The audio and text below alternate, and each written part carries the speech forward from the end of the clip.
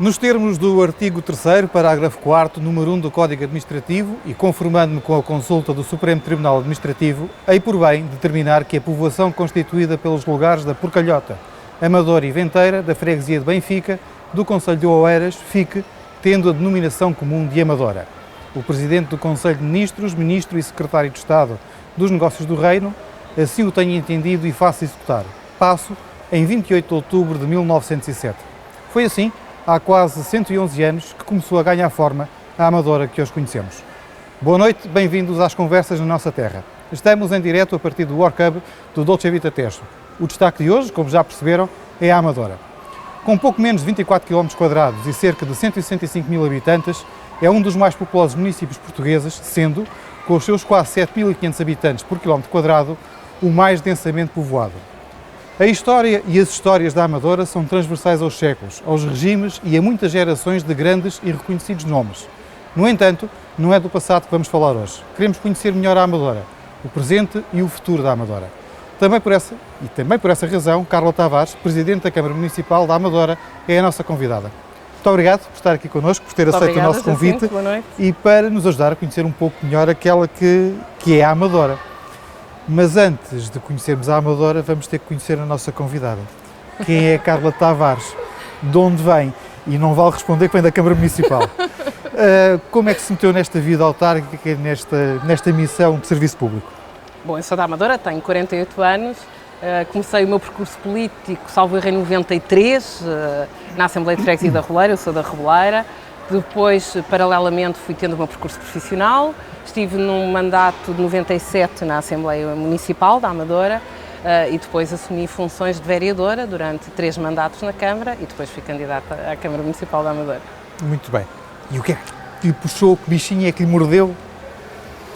Olha, eu acho que há aqui 2 questões essenciais. Eu sou uma apaixonada pela Amadora, sinceramente. Eu adoro a Amadora, sempre gostei imenso da Amadora e sempre gostei muito da vida política e, em particular, da vida autárquica. Eu cresci muito habituada a que se discutisse política em minha casa, com os meus pais, com os meus avós, e foi uma área que sempre me fascinou e que sempre me encantou. Fiz a minha formação, tinha o meu percurso profissional e, como eu costumava dizer um bocadinho em tom de brincadeira, a Assembleia de Freguesia numa primeira fase e depois a Assembleia Municipal, tive uma curta experiência enquanto deputada na Assembleia da República, eram as minhas atividades extracurriculares, era uma coisa que eu gostava muito, até porque o facto de ser da cidade, o facto de ter tido o privilégio de ter sido da Assembleia de Freguesia, da minha freguesia, onde eu cresci, onde eu tenho excelentes recordações, onde os meus pais ainda hoje vivem, e foi uma área que eu sempre gostei. Eu acho que costumo dizer e digo com muita sinceridade, eu acho que das funções, das missões mais bonitas na política e mais nobres, sem nenhum desprestígio para todas as outras, é de facto as funções autárquicas, a proximidade, e nós temos um território muito particular nesse sentido, muito desafiante naturalmente, mas o facto de sermos um concelho pequenino, com os nossos 24 km², torna as nossas funções de muita proximidade, e isso eu acho que é muito motivador, é muito gratificante, tem os seus momentos bons, como tudo na vida, tem os seus momentos menos bons, mas acho que sempre foi na política aquilo que me atraiu e que eu sempre gostei muito. Pessoas. Sim. É muito bom sentirmos a cidade nos bons momentos e nos menos bons momentos, também há momentos difíceis, naturalmente. E essa proximidade, as afetividades que se acabam por criar com a cidade são muito estimulantes e são muito apaixonantes, sem dúvida. Muito bem, vamos então à Amadora.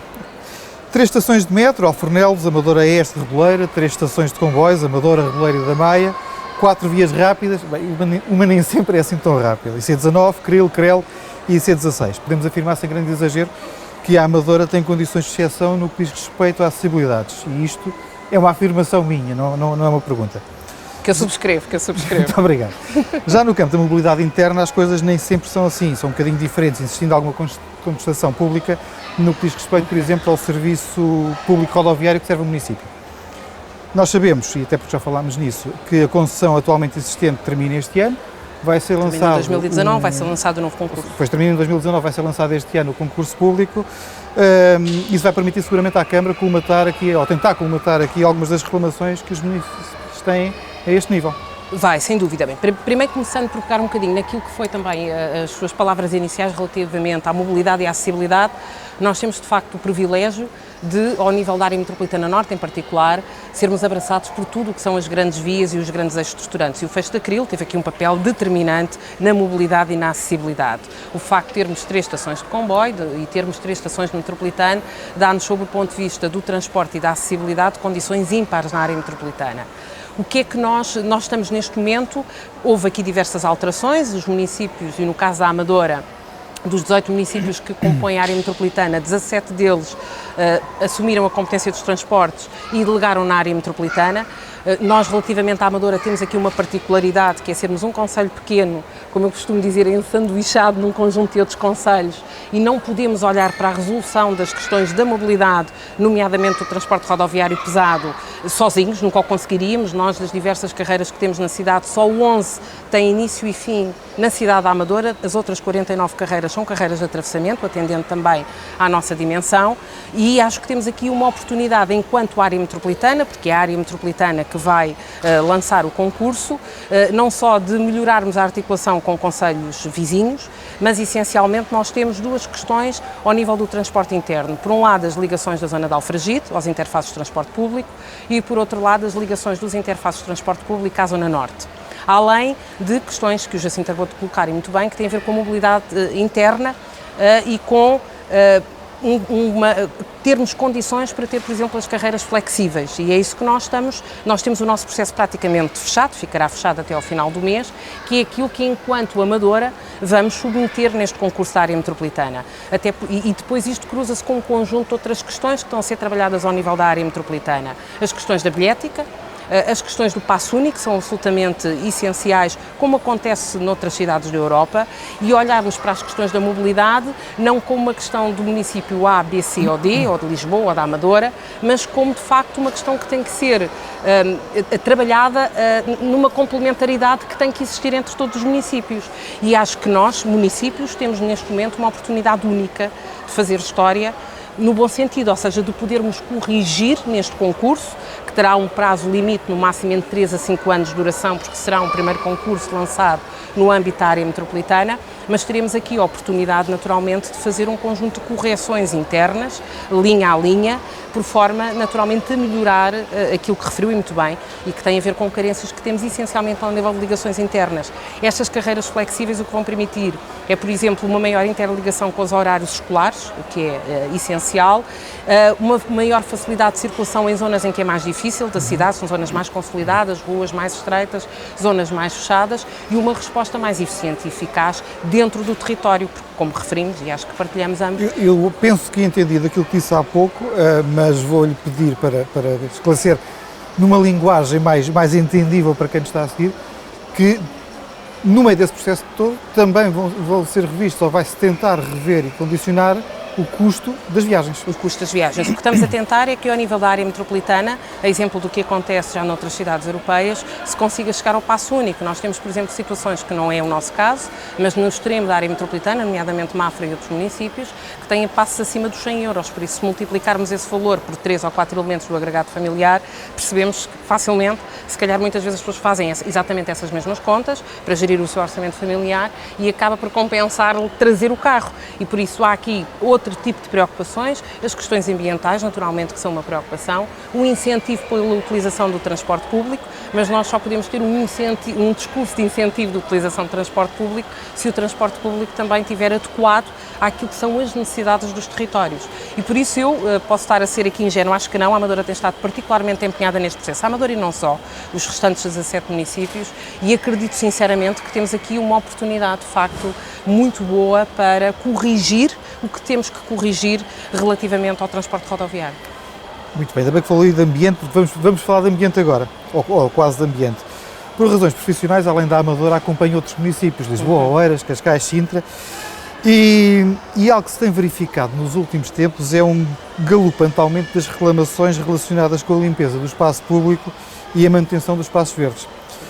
Vamos ignorar este meu comentário marginal no que diz respeito aos outros municípios, porque o que nos interessa aqui é a Amadora, e independentemente das razões poderem ou não poderem ser iguais ou transversais aos restantes municípios, há um problema associado à limpeza e à manutenção dos espaços públicos na Amadora?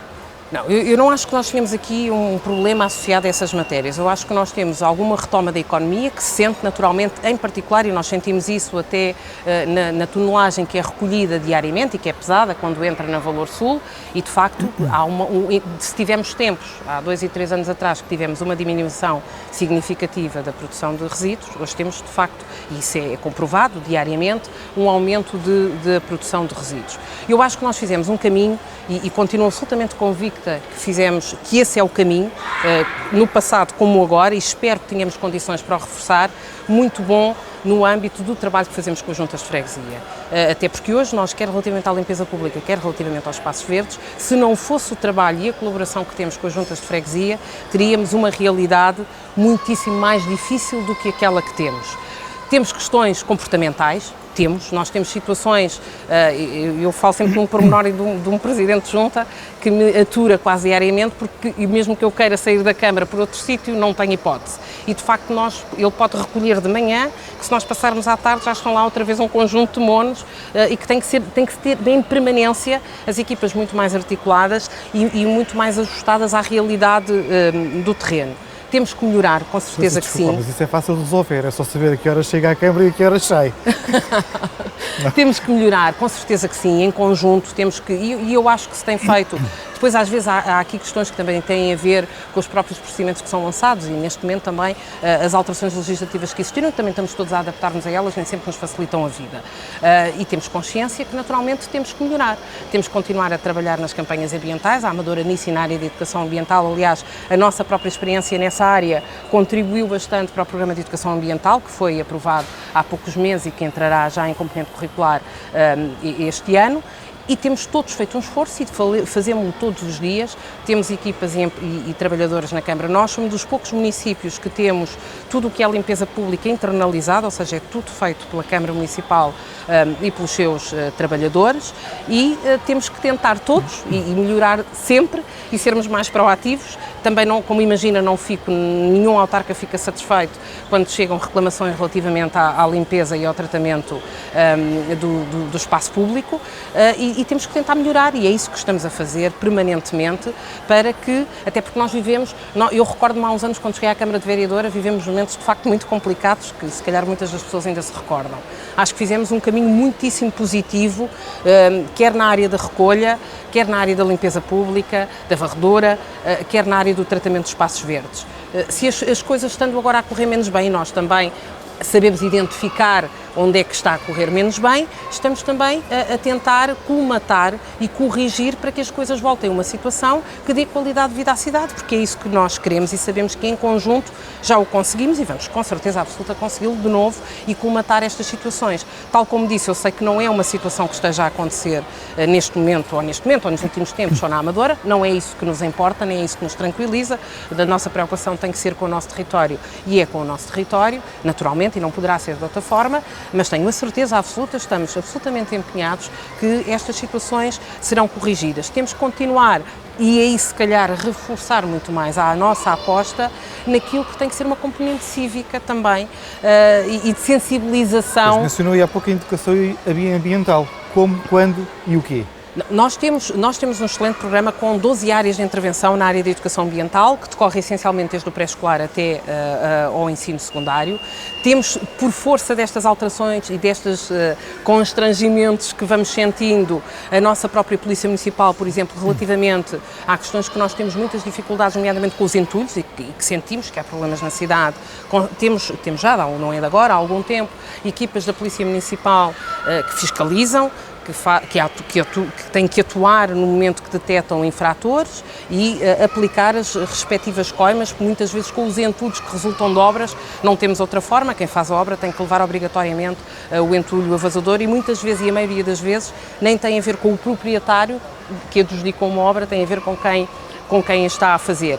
Na área, como estava a colocar, da educação ambiental, temos que sair para fora do espaço educativo e temos que fazer. Há diversas opiniões sobre essa, há diversas experiências também. Há municípios que me dizem, bom, olha, isso não resulta, nós já investimos não sei quanto, continuamos com... Não é isso que faz com que as questões da limpeza pública melhorem, mas acho que é uma área que também é importante. Nós já começámos agora, temos que continuar a trabalhar nessa área de sensibilização e ter uma capacidade de fiscalização e de atuação que tem que ser muito efetiva, por muito que as pessoas muitas vezes também não percebam que temos que ser duros na atuação. Vem a talho de foice e não tem propriamente a ver com este tema, mas até porque se não se faz esse acusado de não se fazer, se faz esse acusado de se ter feito e não havia necessidade. Muitas vezes acontece também, não é? Nós temos também muitas, obviamente que nunca se consegue agradar a toda a gente, é normal neste tipo de funções e nós temos que aprender e vamos aprendendo todos a conviver bem com isso. Mas temos que, de facto, e eu como lhe digo, nós temos um excelente programa no âmbito da educação ambiental, nos nossos pequenotes no pré-escolar aprendem a reciclagem e temos diversas ações, o nosso ecoespaço tem ações diárias da água, aos mares, ao lixo, aos verdes, à floresta, temos um programa de facto muito diversificado, muito consolidado, há um grande investimento técnico nessa área e também não podemos deixar de apostar nela, porque é através dos mais pequeninos que vamos mudando comportamentos nessas mesmas gerações e sabemos que os miúdos são fazedores de opinião junto das famílias e por isso essa aposta é absolutamente essencial que se mantenha. Temos que a trazer mais para a cidade no seu todo, sem dúvida, e essa aposta continuaremos a fazer. Temos algumas situações neste momento pontuais que também acredito que dentro de pouco tempo estarão absolutamente regularizadas. A Amadora tem mais ou menos 2 km² de espaços verdes, o que podemos dizer que é 10% da área do território. Uma vez resolvidos estes problemas, há planos para aumentar esta área de espaços verdes? A Amadora passa em 95 de 2,3 metros quadrados de espaços verdes por habitante a 9,8, salvo erro, que tem neste momento. Por isso nós demos um salto significativo nos últimos anos. Tivemos recentemente a conclusão do Parque Mundial, devolvemos e bem a Fonte das Avencas à cidade, que é um espaço emblemático, que é o nosso pulmão verde, é o que temos na cidade e que devolvemos à cidade e temos dentro de pouco tempo também concluída a obra sobre a antiga lixeira da Boba, que o Parque das Artes e do Desporto, que em breve estará totalmente concluída a sua intervenção e será aberto à população para que a população possa usufruir. Mas também dizer-lhe que ao longo dos últimos anos tem sido feito um esforço por parte do Executivo Municipal no sentido de requalificar espaços e devolver esses mesmos espaços à cidade. Eu acho que a zona onde era a emblemática Ribeira da Falagueira é um bom exemplo disso, o Parque da Mónica, o Parque Aventura, a Ilha Mágica do Lido.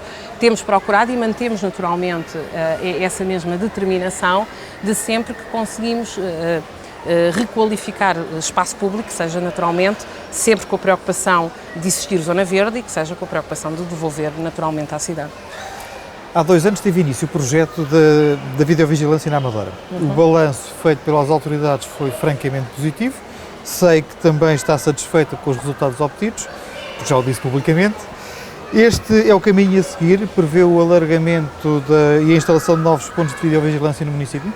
É assim, as 103 câmaras começaram a funcionar, fez um ano dia 10 de maio, na noite de 10 de maio, por isso o sistema tem um ano de funcionamento. Nós temos uma autorização por 2 anos, entretanto a legislação também se alterou e o parecer da Comissão Nacional de Proteção de Dados hoje já não é vinculativo, de qualquer forma, nós estamos a um ano, já passou a menos de um ano, de fim desta autorização que temos. E por isso o que está a ser feito neste momento é uma avaliação por parte da PSP e naturalmente do Ministério da Administração Interna deste ano que já temos de funcionamento para que possamos preparar todo o próximo processo para que em maio de 2019 tenhamos já entregue, através do Ministério da Administração Interna, formalmente as alterações que se entendam relativamente à videovigilância. São, neste momento, estão a ser estudadas. Obviamente que há questões que já estão neste momento a ser analisadas, mas ser muito clara relativamente a esta matéria. Mantenho aquilo que sempre disse relativamente à videovigilância. Entendo a videovigilância como um instrumento de trabalho para as forças de segurança. A Câmara fez o investimento que fez, que era ao nível da fibra óptica numa primeira fase, que era ao nível da colocação das câmaras, e a nossa disponibilidade continua a ser total para mantermos investimento nesta área. E por isso, o que tenho neste momento da informação e das reuniões que temos tido é que naturalmente estaremos dentro de alguns meses, a lançar um novo procedimento para reforço da instalação das câmaras de videovigilância no concelho. Aliás, o nosso plano as nossas grandes opções do plano, os nossos instrumentos de gestão financeiros até 2021 prevêem já exatamente isso, e foi um compromisso que a Câmara sempre assumiu e que mantém. Por isso nós entendemos e mantemos a nossa total disponibilidade para continuar a investir neste sistema que entendemos que é importante para a cidade. Por falar em total, antevê a cobertura total, enfim, do município? Pois, nestes casos é muito difícil de falar de cobertura total, não sei o que é uma cobertura total de câmaras de videovigilância. Há zonas do território, o que é que tem neste momento as 103 câmaras? Estão posicionadas junto dos grandes espaços públicos, dos interfaces de transportes públicos, não há câmaras dentro de bairros, como é óbvio, e nas zonas que a PSP identificou relativamente a situações de ocorrência. No reforço da videovigilância, que já percebeu pelas minhas palavras que é o que vai acontecer, e é o que vai acontecer, naturalmente cabe à PSP, esse trabalho que está a ser feito, identificar quais são as zonas que, ou por exemplo, não têm e se calhar precisam de ter, ou que precisam de ser ajustadas, ou que por as mais variadas questões precisam de ser reforçadas naquele território em concreto ou de proximidade, e o que está previsto à data de hoje, sim, é um reforço naturalmente de investimento nessa área. Quando se fala de segurança, ou melhor, de insegurança, muitas vezes este sentimento é confundido com aquilo que é a percepção de segurança ou de insegurança. Na sua opinião, estes equipamentos vieram não só contribuir para a segurança, mas também para melhorar a percepção de segurança? Olha, eu quando o sistema entrou em funcionamento era um bocadinho uma caixa fechada, nós não sabíamos muito bem como é que a cidade iria reagir, mesmo antes de entrar em funcionamento, quando foi o momento da instalação das câmaras. A videovigilância é geradora de amores e ódios, não é? Como todos sabemos.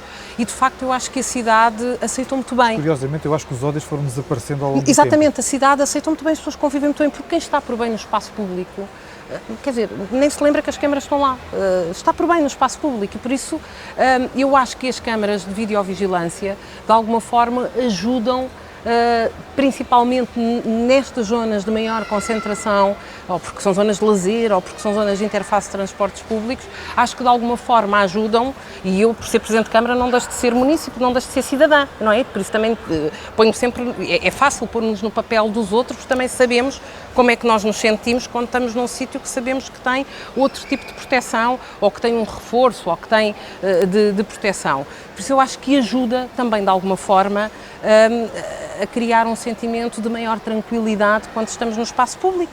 Quem está por bem não teme. Acho que a cidade aceitou muitíssimo bem a existência da videovigilância e, por isso, reforço, é um investimento seguramente para continuar, é um investimento pesado, é um investimento unicamente municipal, mas que continuo a entender hoje como no passado, que faz todo sentido continuarmos a fazê-lo. 20% da população da Amadora tem mais de 65 anos. A idade média da população residente é de 41 anos e meio, o que é, francamente, abaixo da média da região da Grande Lisboa, que é 44 anos. À volta disso, isto indicia que temos uma camada de população jovem, ou população muito jovem, na cidade. Isto coloca perante uma necessidade de olhar para a população e para as medidas de apoio implementadas de uma forma, e vou usar o termo, bipolar, ou seja, olhar para dois lados ao mesmo tempo? Eu acho que relativamente à população mais jovem, nós temos tido uma estratégia de intervenção ao longo dos últimos anos, muito alicerçada nas questões da educação e nas respostas, nomeadamente às famílias e às crianças, naturalmente, na primeira infância e na idade de creche. Nós não...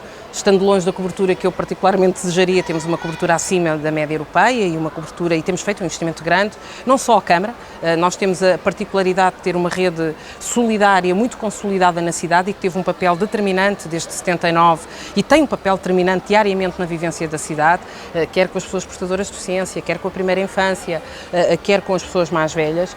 É verdade que eu particularmente tenho essa percepção que as mais recentes urbanizações dos últimos 10 anos trouxeram muito a minha geração, que já estava numa fase de vida profissional se calhar mais estabilizada na altura, estamos a falar de uma geração perto dos 50 anos, trouxe essa geração muito de novo à cidade, essa geração conseguiu retornar à cidade, à sua cidade, e por isso também eu acho que isso tem influência nestes números dos 41% de população. Por isso a nossa estratégia, no fundo, relativamente a estas áreas, é continuar com o mesmo tipo de políticas de apoio à família, uma escola em regime normal, com respostas de componente de apoio à família em espaço educativo até às 19h30, com respostas a partir de manhã cedo, para que as famílias consigam no seu território ter respostas para aquilo que são as suas necessidades, enquanto família, as necessidades educativas com os seus filhos. Relativamente à população sénior, coloca-nos muitos desafios enquanto cidade, naturalmente. Nós estamos a desenvolver com todas as instituições da cidade, não só IPSS, com o tecido empresarial, que é um parceiro importantíssimo da cidade da Amadora, com as organizações da Administração Central desconcentradas e que estão no território, o Plano Estratégico de Envelhecimento Ativo. Não lhes escondo que é uma área que me preocupa muito, o envelhecimento da cidade, pelas nossas características urbanísticas. E sei que o Jacinto também conhece bem a cidade da Amadora e não é difícil percepcionarmos que dentro de 10, 15 anos teremos de facto situações complicadas, porque a maioria das nossas habitações dos anos 70 e dos anos 60 não foram construídas com elevadores, porque os primeiros andares equivalem a segundos, por todas as questões que nós sabemos. E porque hoje também ainda vamos tendo algumas respostas, eu acho que a própria Segurança Social fez um caminho importante na área do serviço de apoio domiciliário e de algum desconstruir de um conjunto de serviços que era obrigatório as famílias solicitarem, mas acho que temos que trabalhar no sentido de pensar que nós nunca vamos ter capacidade, nem enquanto cidade, nem enquanto país, e eu pessoalmente também não defendo isso sequer, um pouco, não acredito que esse seja o caminho, de institucionalizar os nossos idosos. Eu acho que esse deve ser sempre o último recurso e a última solução. E temos que conseguir criar condições para ter centros de dia, espaços de convívio ajustados também às realidades dos nossos séniores de hoje, que não são as de há 20 anos atrás, ou as de há 30, ou de há 40, quando nasceram as nossas associações de reformados e na cidade, e que tiveram e têm ainda hoje um papel determinante, e temos que ter em conjunto a capacidade de cada vez mais apostar em serviços de apoio, em serviços de apoio domiciliário e em muita intervenção em espaço público. Nós, nos últimos anos, temos tido particularmente esse cuidado. É preciso termos atenção ao rebaixamento de passeios, sempre que vamos fazendo intervenções de requalificação ou de reabilitação do espaço público. Também nós, cidade, a Câmara, aqui em particular, naturalmente, temos que olhar para o espaço público de uma forma que se calhar não tínhamos que ter essas preocupações há 20 anos atrás e que hoje temos que as ter forçosamente relativamente ao espaço público. E essas questões são muito angustiantes no dia-a-dia, naturalmente, porque nós conhecemos a cidade que gerimos e a cidade que temos, e há uma população que está, e são diversas as zonas da cidade onde, quer dizer, pessoas aos 70 anos tiverem um problema de saúde, muitas vezes não conseguem sair de casa, não têm condições de mobilidade, não têm condições de vencer as barreiras que têm logo dentro do seu espaço habitacional. Temos trabalhado bastante nas áreas da mobilidade e da acessibilidade dentro de habitações. Nós temos programas dessa área no sentido de podermos ajudar e como participar, às vezes processos simples, que depois se enrolam também muitas vezes na burocracia, que tem a ver com a colocação, por exemplo, dos elevadores nas escadas, para facilitar a mobilidade e a acessibilidade, pois é preciso a autorização de todos os elementos do condomínio, nem sempre. Isso são processos logo muito simples a início, mas temos naturalmente que... Acho que estamos a fazer um caminho muito interessante com os parceiros da cidade. Não é um caminho que a Câmara consiga fazer sozinha, ou que as juntas de freguesia, ou que as autarquias consigam fazer sozinhas. Tem que ser um caminho de cidade, tem que ser um caminho com as organizações que estão na cidade. Preocupa-nos muito, e hoje temos muito isso, basta visitar qualquer um dos equipamentos que temos na cidade, gerido por IPSS, a situação das demências, que acontecem de uma forma, se calhar, mais cedo do que estávamos também todos habituados a lidar há 20 ou há 30 anos atrás, e as instituições também são confrontadas com esses novos desafios nos seus próprios espaços.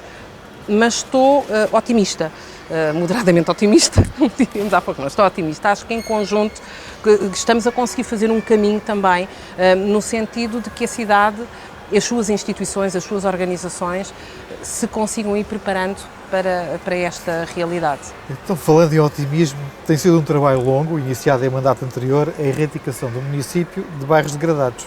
Em que ponto estamos e que previsões tem para a conclusão?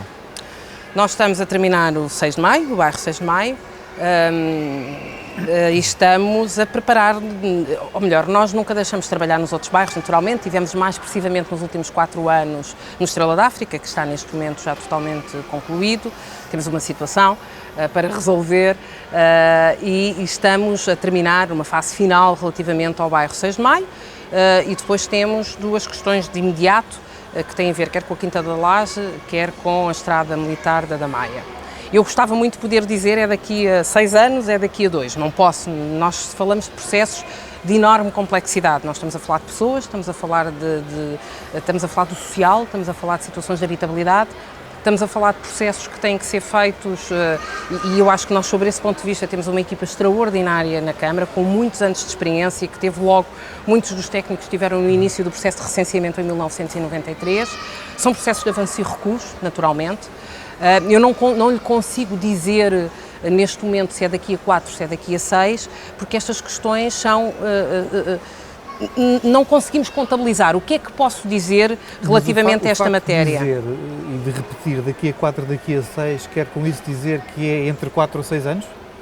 Nós, com estas alterações que houve agora e com estas novas políticas de habitação, e nomeadamente com o primeiro direito, tínhamos uma questão que nos preocupava, atendendo aqui à Amadora, o Plano Especial de Realojamento, o PER, foi criado em 93 para as áreas metropolitanas de Lisboa e Porto. Sendo certo que a Amadora, por motivos que não interessam para hoje, foi a última a assinar o acordo de adesão e a última a começar esse processo. E por isso, quando olhamos para a execução do Programa Especial de Realojamento no contexto das 2 áreas metropolitanas, a Amadora tem uma situação particular. Naturalmente, ainda tem perto de 600 agregados, não contando com o bairro da Cova da Moura, que não está recenseado no Programa Especial de Realojamento, não foi incluído. Ainda temos cerca de 600 agregados a viver em bairros degradados. Se nós conseguirmos manter, perdi-me para dizer uma coisa que também é importante neste processo, estas políticas do primeiro direito e da habitação, que era uma preocupação que tínhamos e que tinha em particular e que tínhamos, o serviço que tinha a Câmara, temíamos que de alguma forma acabassem com a nossa possibilidade de continuar este processo de erradicação e que optassem por outros caminhos que, sendo importantes para o país, podem não conjugar completamente com aquilo que são as necessidades da Amadora, que tem situações específicas e particulares face ao resto do país. Felizmente essas situações estão ultrapassadas, nós temos até 2023 para, com o atual modelo PER, como conhecemos, poder concluir este processo. Eu quero acreditar que é possível. O que lhe posso dizer e o que posso continuar a garantir à cidade é que hoje, como no passado, continuamos absolutamente empenhados no processo de erradicação dos bairros degradados. E isso acho que temos feito e dado prova disso. É assim, não é um processo fácil, é um processo que é absolutamente essencial. Primeiro porque não é aceitável que as pessoas em pleno século XXI vivam nas condições de habitabilidade que viviam muitas das pessoas que estavam no 6 de Maio. E depois porque a Amadora tem que encerrar esse ciclo. Nós temos feito um investimento municipal, unicamente municipal, há anos que não temos apoios da Administração Central relativamente a esta matéria e com os sucessivos governos. O governo anterior, inclusive, suspendeu mesmo os programas de reabilitação que havia do parque privado, está tudo suspenso, e mesmo no âmbito do parque privado e da reabilitação do parque privado, a Câmara mantém e criou programas municipais para manter os apoios a essa reabilitação. Mas relativamente aos bairros degradados continuamos o nosso orçamento muito direcionado para essa área e muitíssimo empenhados em continuar este processo de erradicação dos bairros degradados e acho que tal como aconteceu nos últimos 4 anos e não só nos últimos 4 anos, já antes isso acontecia, porque não é justo sequer circunscrever esta atuação aos últimos 4 anos, tem falado por si, o esforço que o município tem feito unicamente com financiamento municipal para fazer este processo que continua a entendê-lo entre outras áreas, mas esta, para mim, enquanto Presidente de Câmara, continua a ser a área prioritária de intervenção da Câmara Municipal. 10% da população da Amadora tem nacionalidade estrangeira, o que é uma média acima, uma porcentagem acima do valor da Grande Lisboa, que são 7%. São 41 nacionalidades distintas, e agora vai-me corrigir. São mais já. Já são cerca de 100 nacionalidades. Pronto, ok. E então eu vou fazer queixa à Presidente da Câmara porque a informação está no site da Câmara. Não está ainda correta, sabe que nós vamos muito também pelas matrículas nas escolas, é que vamos muito aferindo também estas questões. Bom, sim. Em que medida é que esta multiculturalidade enriquece a cidade? Olha, eu acho que enriquece sem dúvida, eu acho que e acho mesmo genuinamente, eu acho que uma das nossas grandes riquezas é mesmo essa diversidade. E também acho muito sinceramente que nós, enquanto cidade, a Câmara, as organizações, todos nós fomos aprendendo a trabalhar, a respeitar melhor essa diversidade e a trabalhar melhor essa diversidade. Nós temos um plano municipal de integração das comunidades imigrantes, que tem sido reconhecido e que já vamos no segundo plano, inclusive. Participamos em diversas redes transnacionais e europeias, exatamente para partilhar boas práticas e no fundo para disseminar também as boas práticas que temos na cidade, e acho que temos que todos os dias continuar a valorizar a nossa diversidade, não como uma fatalidade para a cidade, mas como uma riqueza e algo positivo para a cidade. É assim que o temos entendido enquanto Câmara. E é assim que o continuaremos a entender, naturalmente. Acho que temos que olhar para essa riqueza e para essa diversidade que existe, não de uma forma catastrófica e como um carimbo negativo para a cidade, e temos que trabalhar, temos que tirar partido dessa diversidade e dessa riqueza que temos na cidade. E ela existe e ela convive bem, basta ir às nossas escolas, dos mais pequeninos, ela vai aprendendo a conviver muito bem. Eu acho que a existência também e a possibilidade de uma taxa de cobertura muito simpática, não só conseguida com a rede pública, mas aqui com uma colaboração da rede solidária, que nós valorizamos muitíssimo e muito importante ao nível do pré-escolar na cidade, também vai ajudando a que desde a mais tenra idade todos os miúdos convivam com todos os miúdos e com uma realidade territorial que é a nossa realidade enquanto concelho, que não se vai alterar seguramente. Aliás, a Amadora tem essa história, não é?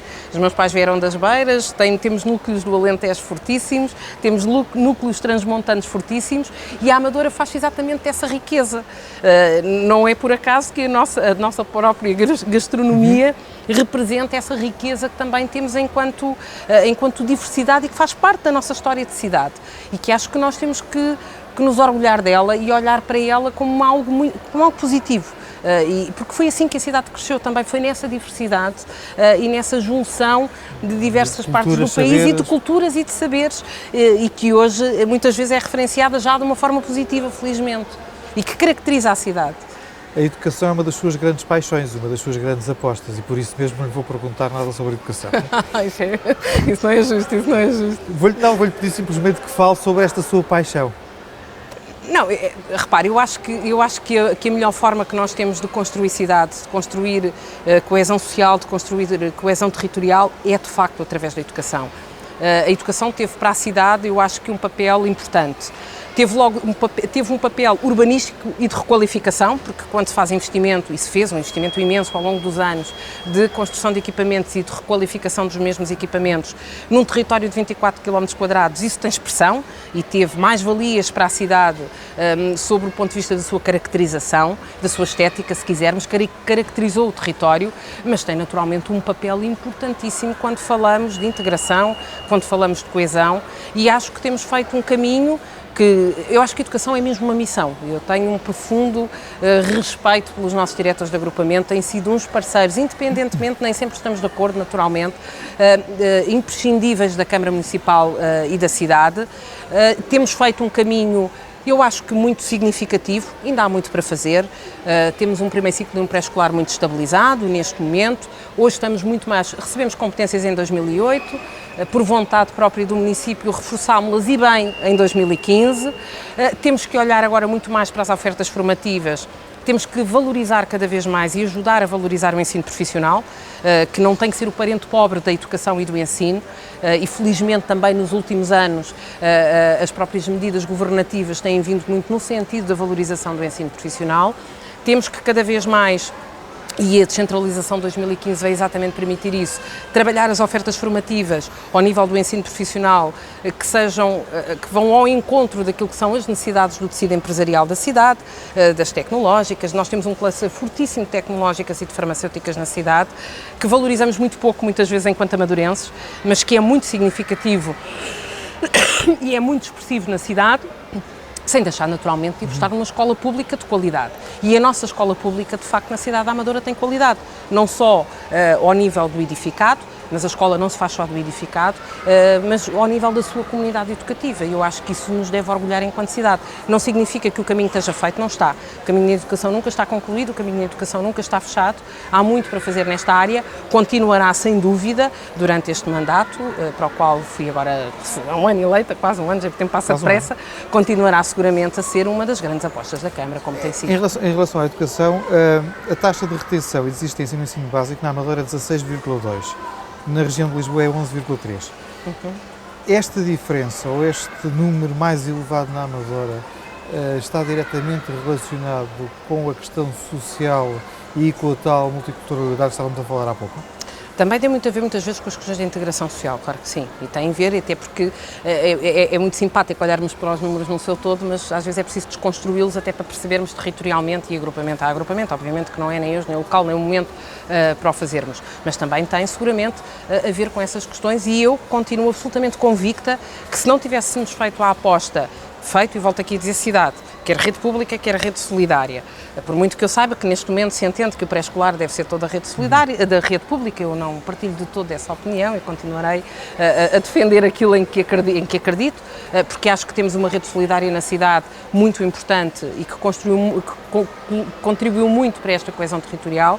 Dizia-lhe que se não tivéssemos a resposta de pré-escolar que hoje temos na cidade, não tenho a menor dúvida que as taxas de abandono e de retenção seriam completamente diferentes da que temos e com certeza muito mais acima destes valores. Temos vindo a melhorar, obviamente que as questões das retenções são sempre discutíveis, eu tenho a minha opinião, há diretores de agrupamento que têm a deles, nomeadamente quando de primeiro ciclo se trata, são discutíveis e isso varia também um bocadinho muito de agrupamento para agrupamento, mas acho que tem sido feito um trabalho muito significativo nessa área, porque é importante olharmos não só para a percentagem de hoje, mas, por exemplo, para uma percentagem, não precisamos ir muito atrás, não é? Ou de 2000, ou 2001, ou 2003, em que as taxas, nomeadamente de abandono, que também são preocupantes, como são preocupantes as taxas de retenção, eram substancialmente mais elevadas na Amadora, muito mais elevadas do que aquilo que são hoje. Carla costuma referir o triângulo emprego, formação e educação. Eu, se me permite, gosto mais de olhar para este triângulo como sendo um quadrado: emprego, formação, educação e habitação. Já falámos da educação e também já falámos, de certa forma, da habitação. A criação de emprego é necessariamente antecedida da criação de condições para a instalação de um tecido empresarial forte e estável. E já não é a primeira vez que falamos sobre este tema, mas hoje é a primeira vez. Hoje é a primeira vez. A antiga zona industrial da Falagueira Venda Nova tem, pelas suas características próprias, também pelas acessibilidades que já falámos, condições únicas na Amadora e, puxando aqui um bocadinho a brasa à nossa sardinha, das melhores da Grande Lisboa. É verdade. Quando é que vamos ter essa parte do território como, e usando palavras suas, uma zona de desenvolvimento, um cartão de visita da Amadora? Bom, isto dava pano para mais uma entrevista, quase. A zona da Falagueira, marcamos já. É de facto, tem sido, nos últimos anos, uma aposta grande da Câmara essa zona. E essa aposta será visível a curto prazo. Nós não podemos olhar para o território da Falagueira e para a famosa, conhecida Quinta do Estado sem olharmos para a antiga zona industrial da Venda Nova, até porque elas complementam uma à outra e estão muito perto. Tem particularidades únicas, que já conversámos, e a ligação da linha azul e da estação da Falagueira à Reboleira e à linha de comboio, à ferrovia da linha de Sintra, naturalmente que trouxe ainda condições ímpares e melhores de toda aquela zona. E o que é que diversas questões que desenvolvemos? Primeiro, olhando para aquele território e também por isso a questão do Estrela da África e do 6 de Maio, entendemos que era absolutamente crucial e essencial resolver as questões da habitabilidade das pessoas que ali residiam e resolver as questões daqueles dois bairros e também por isso este investimento grande. Depois, o que é que olhámos? Tínhamos um quadro comunitário que ia abrir e por isso o que o município fez foi, no âmbito do atual quadro comunitário que está a decorrer, do 2020, candidatar tudo o que era possível e elegível dentro do quadro comunitário para a zona da Falagueira Venda Nova. Isto quando falamos dos programas de mobilidade, os PEDUs, os PAMUs, aquilo onde canalizámos todo o nosso investimento. E que vai começar agora a curto prazo, são investimentos pesados municipais, a ser visível. Desde logo com a construção do eixo estruturante interno, que vai ligar a rotunda do metro da Falagueira à zona da Damaia, já da Cril, na zona do 6 de Maio. a reconversão e requalificação de toda a ligação da Rua das Fontainhas, que está para começar em breve, aguardamos o visto do Tribunal de Contas também para iniciar essa obra, que inclusive vai dar origem à demolição do antigo Mercado da Maia e vai permitir fazer toda essa zona. Na zona da Venda Nova, como nós a conhecemos, a antiga zona industrial, também estará, para começar, fruto também de processo no âmbito do 2020, um conjunto de intervenções de melhorias de acessibilidade ao transporte público. Aliás, é a partir também, quer do interface da Reboleira e do interface da Falagueira, que vai sair também os percursos das bicicletas elétricas e dos modos de mobilidade suave, nos quais também estamos a trabalhar, mas dizia-lhe, essa zona toda da Venda Nova vai ser profundamente intervencionada. Melhoria da acessibilidade, iluminação, zonas pedonais, alterações de trânsito e, como sabe também, há um conjunto, isto agora na Venda Nova, de antigos espaços que foram uma referência na cidade, nomeadamente a MB Pereira da Costa ou a antiga Edifer, que estão, uma delas foi já demolida, está em processo, já há consultas na Câmara para pretensão para essa zona. Por outro lado, também onde era, como dizia há pouco, a Edifer, está em processo final de demolição, aliás, passando por lá, isso é visível. Nós o que entendemos foi proteger aquela zona e por isso ainda no final do mandato passado aprovámos as medidas preventivas em Câmara e na Assembleia no âmbito do Plano Diretor Municipal, porque nada tendo contra algumas atividades económicas, entendemos que aquela zona é demasiado importante para a cidade e que tínhamos que de alguma forma afunilar a possibilidade de serviços e de respostas existentes naquela zona e estamos neste momento a começar a desenvolver o trabalho, já estamos há algum tempo, estamos a começar a trabalhar nos termos de referência de tudo o que tem a ver com a zona dos terrenos da Falagueira, a chamada Quinta do Estado. Por isso, há Venda Nova consolidada, há pretensões de investimento, de reconversão daquela zona. Na zona expectante, a Câmara tem ali uma parte, mas é uma parte pequenina, são 7%, mas estamos a trabalhar com o proprietário, que é o Estado, no sentido de, há uma primeira fase junto ao Metropolitano que não carece sequer, nós simultaneamente estamos em processo de revisão do Plano Diretor Municipal, o nosso Plano Diretor Municipal é de 94, é ainda de primeira geração, que estará concluído em 2020, há zonas que por planos de pormenor ou dentro do atual Plano Diretor Municipal que está neste momento ainda em vigor, permitem a intervenção. Aliás, e por isso é esse trabalho que estamos a fazer, no sentido de que aquela zona naturalmente seja, e há procura, o que nós sentimos, isso é visível já no Eixo Nacional 117, em que há zonas que estiveram muitos anos devolutas e que neste momento estão já com intervenção por parte de privados, que as adquiriram e que apresentaram projetos à Câmara de regeneração e de requalificação e de investimento na zona, que é importante, e o mesmo se está a passar relativamente à Venda Nova. Há uma procura, há neste momento, e não é só de agora, não é de hoje, já sentimos isso no ano 2017, uma procura grande de investimento na cidade, a que não é naturalmente alheio a questão das acessibilidades, obviamente, não é? Nós somos um contínuo da cidade de Lisboa. E já que estamos no tema emprego, a pergunta sobre o eixo empresarial de Alfragide, que também se prevê ser revitalizado. Já está em processo de revitalização, por isso há processos que já estão a acontecer, que já são visíveis, há outros que estão em fase já finais de aprovação por parte da Câmara, um deles inclusive aguarda o parecer das Estradas de Portugal, porque tem ali interferências com a Nacional 117, a Siemens continua, por exemplo, a fazer investimento na cidade, há outras entidades, nomeadamente neste cluster forte que temos, há poucos dias tivemos a oportunidade de, abriu no fundo, foi inaugurado formalmente mais um investimento de 13 milhões na zona de Alfragide e na área das farmacêuticas, e a nossa preocupação também tem sido que quem está fique na cidade, se sinta bem na cidade, continue a investir na cidade. Se ganha projetos transnacionais, porque concorrem no seu grande grupo, e estamos a falar, como o Jacinto também sabe, de grandes grupos, por exemplo, na área farmacêutica, que esse investimento fique na Amadora e não vá para outros municípios e possa continuar na cidade da Amadora, e esse trabalho entendemos que naturalmente é um trabalho importante. Muito bem. Sem um movimento associativo, cultura e desporto ativo e participativo, sem uma forte aposta na cultura e no desporto, as cidades tendem a deixar de ter vida, a tornar-se meros dormitórios, a morrer. A frase não é de nenhum iluminado, é mesmo minha e espero que concorde comigo. O apoio, a dinamização e a potenciação do movimento associativo e atividades culturais e desporto são uma aposta da Câmara Municipal da Amadora? São, sem dúvida. Em que medida? Nós não podemos olhar para os apoios municipais de uma forma redutora, como temos sempre tendência a fazê-lo, que é olhar para o Programa de Apoio ao Movimento Associativo. O Programa de Apoio ao Movimento Associativo é uma parte dos apoios municipais da Câmara.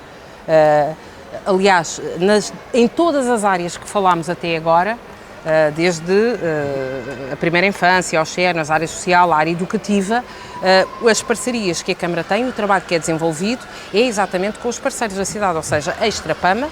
Há investimentos que a Câmara tem feito, de construção de equipamentos, de financiamento de construção de equipamentos, não só na área social, também na área do desporto, isso tem acontecido, e por isso, naturalmente, que os apoios da Câmara são aqueles que entendemos que são os necessários e os possíveis para continuarmos a manter, deixe-me só terminar, um movimento desportivo vivo, como temos, naturalmente, que há questões cíclicas, há questões de, muitas vezes, de dificuldade, e nós também conhecemos isso, de rejuvenescimento das próprias direções, e sabemos que isso é um facto e cada vez torna mais difícil a vida do movimento associativo, mas a Câmara mantém, na área cultural, uma diversidade de respostas de espaços culturais com uma oferta cultural significativa. O Dom João V é só mais um espaço de outros espaços que temos, a Casa de Malta, a Casa Rocameira, a Casa Aprígio Gomes, temos diversos sítios onde, os recreios da Amadora, naturalmente, os emblemáticos recreios,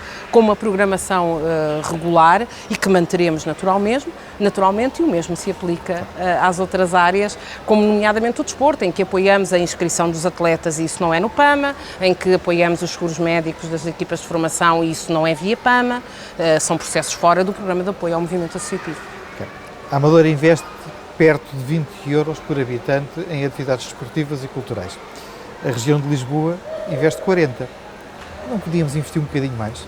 Ouça, quando se tem que, isto é como a nossa casa, não é? Nós quando temos que gerir, falámos já de um conjunto de temas, nós temos que gerir uma cidade no seu todo, naturalmente, com preocupações que têm que ser feitas, e bem, com recursos municipais e com o esforço municipal, nomeadamente esta questão da erradicação dos bairros que falámos há pouco. Eu acho que a Amadora investe aquilo, porque é preciso perceber como é que fazemos essas contas, não é? Porque eu duvido muito que nessas contas estejam todos os apoios que lhe referi há pouco e que nos permitem e que nós poderíamos facilmente concursar e contratualizar com entidades privadas e não fazemos de todo, desde a alimentação sénior, à teleassistência, às creches que construímos e, como a Segurança Social não assume os acordos, assume a Câmara, para que possam funcionar e para que as famílias beneficiem exatamente dessas mais-valias de terem uma criança numa IPSS. A construção de equipamentos que financiamos ou construímos de raiz, por isso nós não podemos olhar unicamente para...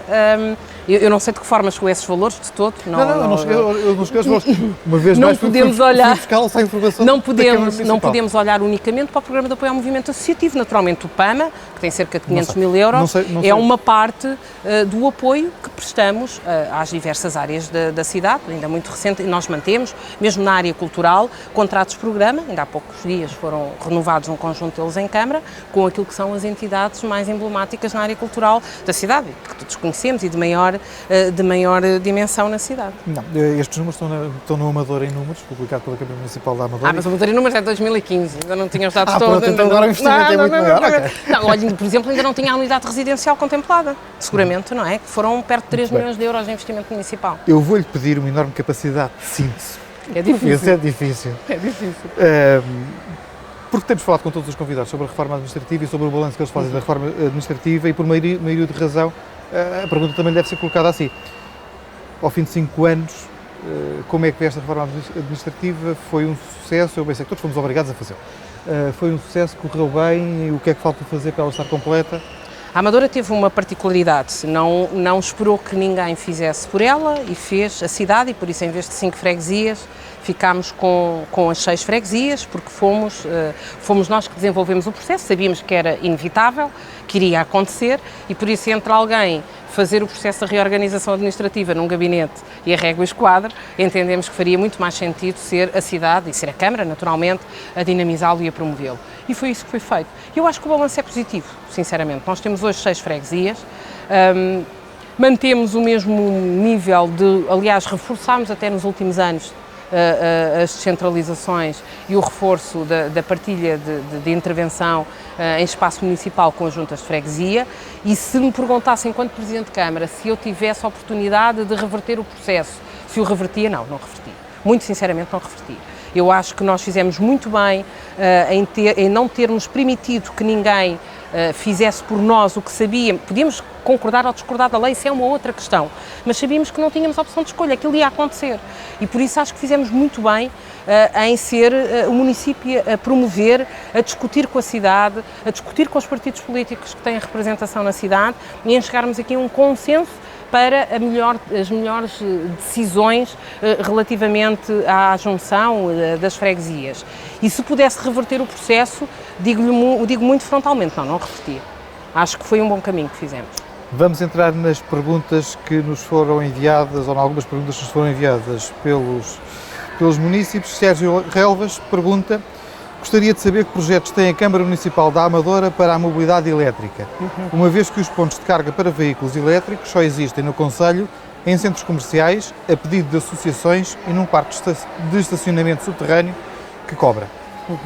Nós estamos neste momento a trabalhar na candidatura ao Fundo Ambiental, não é? Como penso que é do conhecimento, há candidaturas e há processo a decorrer no âmbito do Ministério do Ambiente e por isso nós estamos neste momento a preparar os processos. Eu não consigo aqui quantificar neste momento se teremos até ao final do ano, será no início do próximo ano, mas vamos ter postos de carregamentos elétricos espalhados na cidade, vamos ter na zona centro, vamos ter junto aos interfaces transportes públicos. Acredito que a curto prazo estamos neste momento a trabalhar também nesses processos, como estão outros municípios, resultando também de um conjunto de medidas que muito bem estão a ser lançadas por todo o país e que a Amadora naturalmente não podia deixar de aproveitar, como é óbvio, de se associar também a estes projetos de intervenção. Paulo Silva, a questão vem também no mesmo tema, a questão do ambiente e das viaturas elétricas. Num tempo em que muito se fala do ambiente, mas por vezes os comportamentos não são os mais adequados, gostaria de saber se a Câmara Municipal da Amadora tem previsto ou pretende implementar a breve prazo algumas questões relativamente à mobilidade elétrica, nomeadamente se está a pensar proceder ou prestar a qualquer tipo de apoio a privados que o pretendam fazer, no caso, por exemplo, da instalação de postos de carregamento na via pública, ou a isenção do pagamento de estacionamento para viaturas elétricas, quer sejam residentes ou não no concelho, à semelhança do que já existe atualmente nos concelhos vizinhos de Lisboa, Oeiras e Cascais.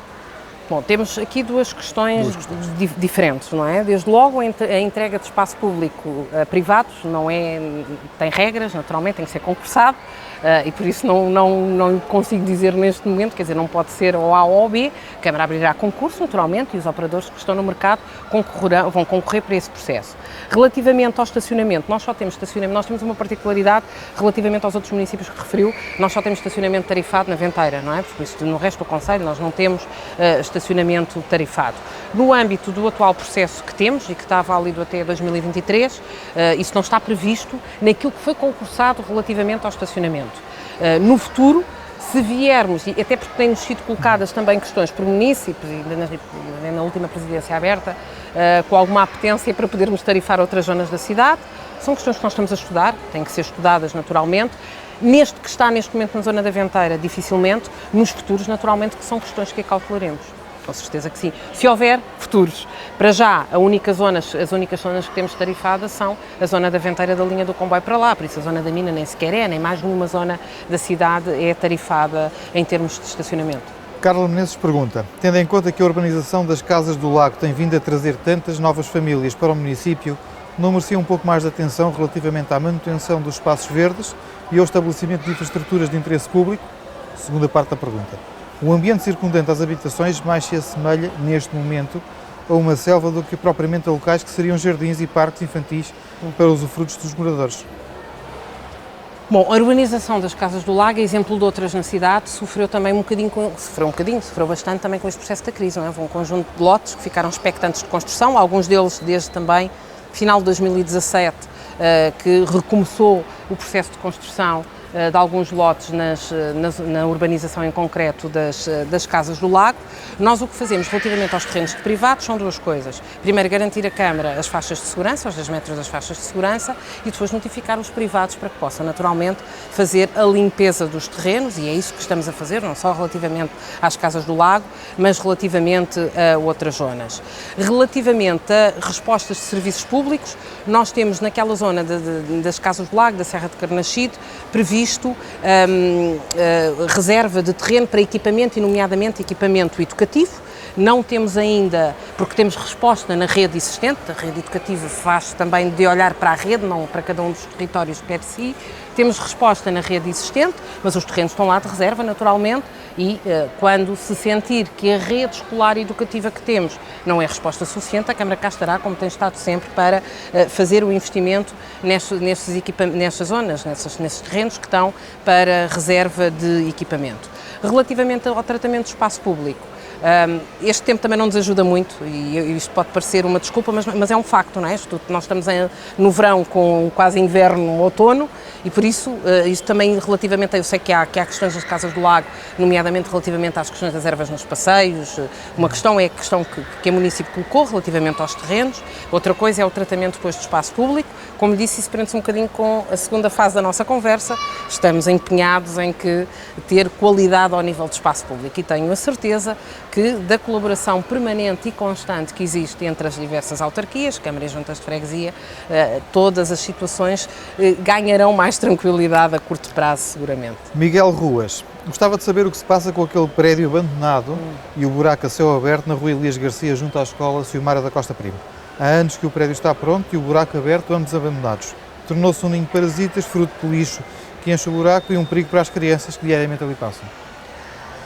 Um espaço privado, uma pretensão urbanística privada, entrou em insolvência o urbanizador neste caso, e o processo de construção de toda aquela zona. O que é que posso dizer ao município neste momento? Peço desculpa que não retive o nome do município. Jacinto, como é que se chamava o senhor? Também não tenho. Peço desculpa. O que é que posso dizer neste momento? Que tem havido junto da Câmara diversas pretensões no sentido de interessados em adquirir aquele espaço que entrou num processo de insolvência do construtor, para poder retomar aquele processo, não é? Por isso estamos a falar do empreendimento privado, e que durante a crise entrou, ou antes da crise já, porque já está ali há algum tempo, entrou num processo de insolvência.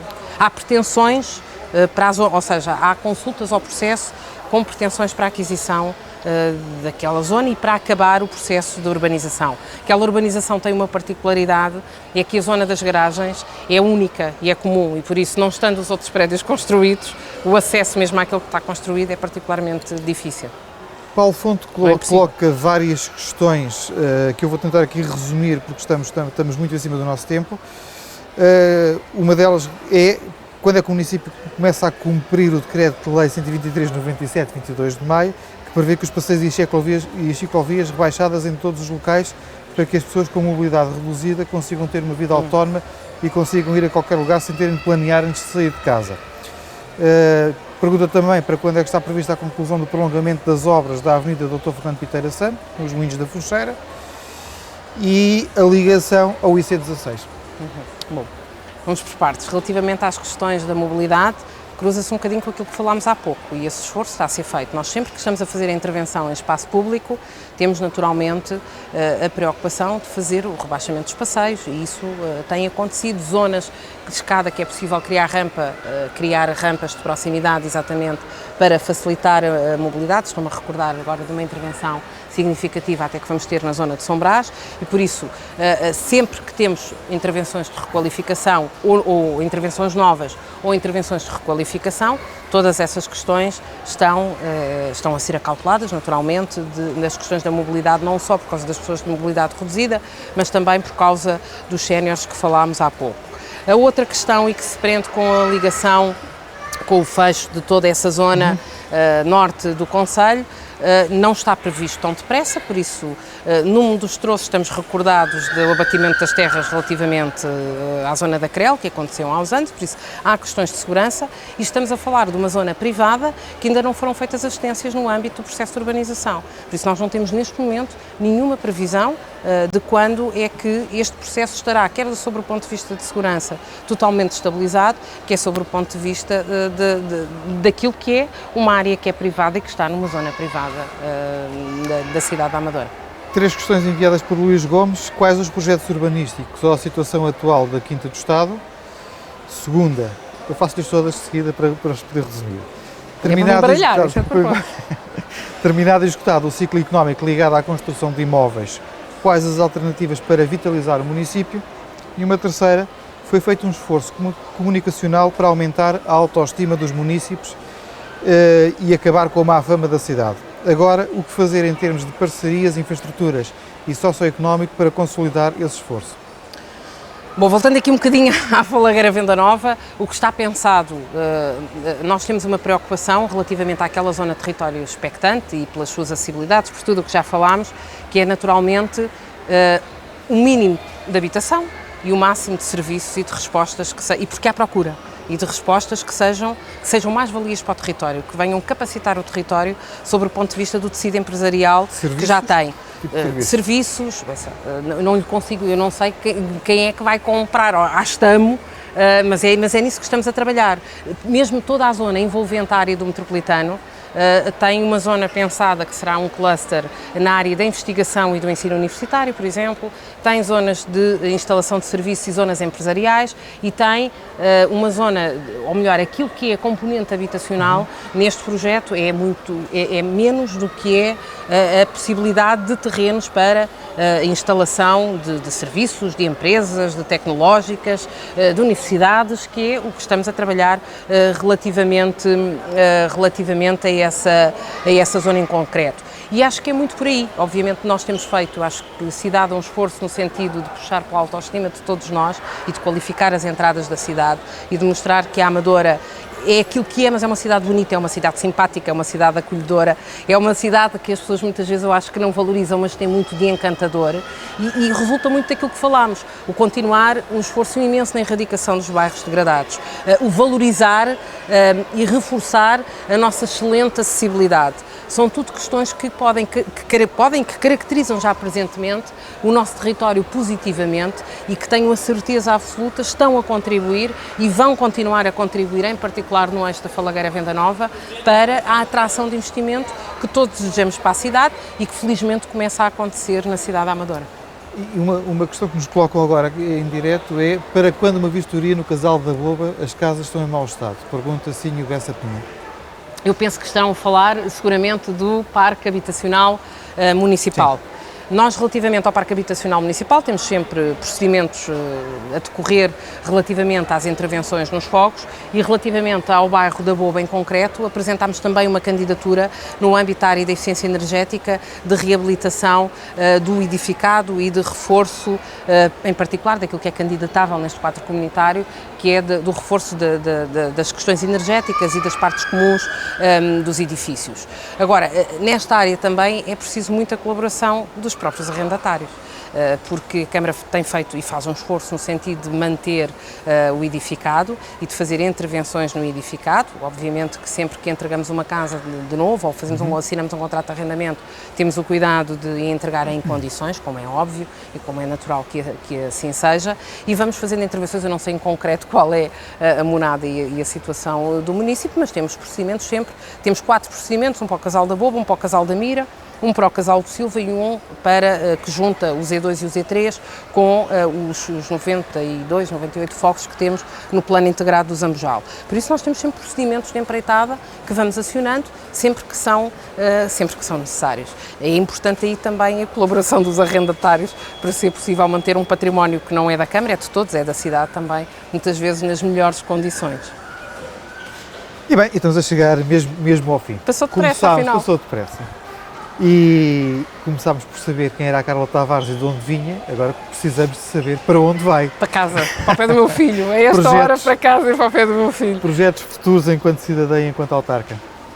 Olha, enquanto autarca, eu acho que é continuar a acreditar, eu acho que é essencial, continuar a gostar muito daquilo que faço e tenho o privilégio, de facto, de fazer na vida aquilo que gosto e aquilo que me apaixona e continuar encantada pela Amadora e continuar a gostar da Amadora como gosto, eu acho que isso ajuda nos dias menos bons. E ter a capacidade, não eu, mas uma equipa, e uma equipa que não sou eu, que não sou eu, são os vereadores, é toda uma equipa municipal, termos a capacidade de conseguir continuar empenhados e a melhorar a qualidade de vida na cidade da Amadora. Isso é o que eu desejo todos os dias enquanto Presidente de Câmara. Ter a capacidade de cumprir aquilo com o qual me comprometi com a cidade, quando me candidatei para este segundo mandato, e essa capacidade de todos nos mobilizarmos a bem da cidade. E não sou só eu, naturalmente, eu sou um rosto visível de uma equipa de vereadores, de uma equipa vasta de autarcas, de uma equipa de técnicos e dirigentes.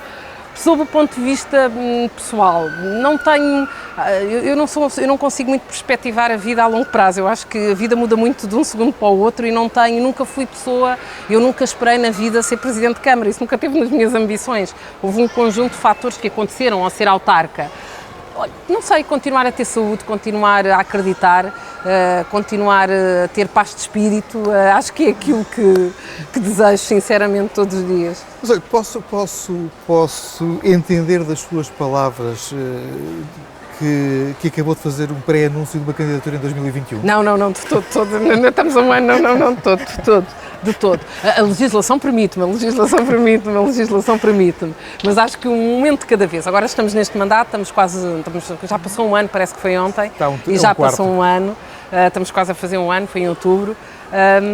E estou muito bem, sinto muito bem, gosto muito daquilo que faço, eu acho que isso é uma grande vantagem, poder fazer aquilo que realmente gosto de fazer e por isso os desejos é continuar, e essencialmente uma preocupação de não defraudar as expectativas das pessoas. Nós nunca conseguimos agradar a toda a gente, mas conseguir cumprir aquilo com o qual me comprometi com a cidade e esse eu acho que é o desafio de todos os dias, conseguir dar cumprimento a este projeto que o Partido Socialista tem para a cidade e que eu sou um dos rostos, de muitos rostos que compõem este projeto, muita gente que não se vê diariamente, mas que sem elas seria impossível estar aqui hoje, seguramente. E muito obrigado por ter estado aqui. Muito obrigada. Foi um prazer falar consigo e termos ficado a saber um pouco mais ou conhecer um pouco melhor o que é a Amadora e como está a Amadora. Com esta conversa terminamos a primeira temporada de Conversas da Nossa Terra, que, como sabem, foi uma produção da TV Amadora e da Telefonia da Amadora, transmitida em direto a partir do World Cup do Dolce Vita Tejo. Até ao nosso regresso, votos de boas férias, boa noite.